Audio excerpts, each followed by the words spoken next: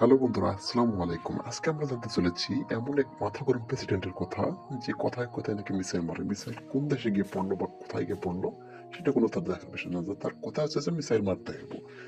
সেই এই ব্যক্তিটার কেউ না, তিনি হচ্ছে সাউথ কোরিয়ার প্রেসিডেন্ট কিম জং উন। সম্প্রতি এক ভিডিওতে দেখা যায় আইসক্রিম বিক্রেতা তার সাথে প্রাঙ্ক করতেছিল।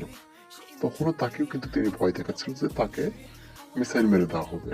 তখন আইসক্রিমওয়ালা ভয় পেয়ে যায় এবং তাকে আইসক্রিমটি দিয়ে দেয়।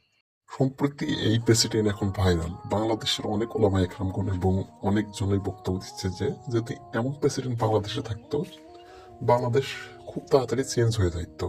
কিন্তু তিনি যুদ্ধটাকে খেলা মনে করে এবং সবাইকে বলতেছে আমার সাথে কেউ খেলতে চায় না, কারণ মানুষ কিভাবে খেলবে, সে যুদ্ধটাকে খেলা মনে করে এবং পারমাণবিক মেরে দেয়। পারমাণবিক মারলে তো যুদ্ধ ওখান থেকে শুরু থেকেই শেষ হয়ে যাবে। তাহলে ওখানে তার সাথে কি বা দুঃসাহসিকতা দেখা।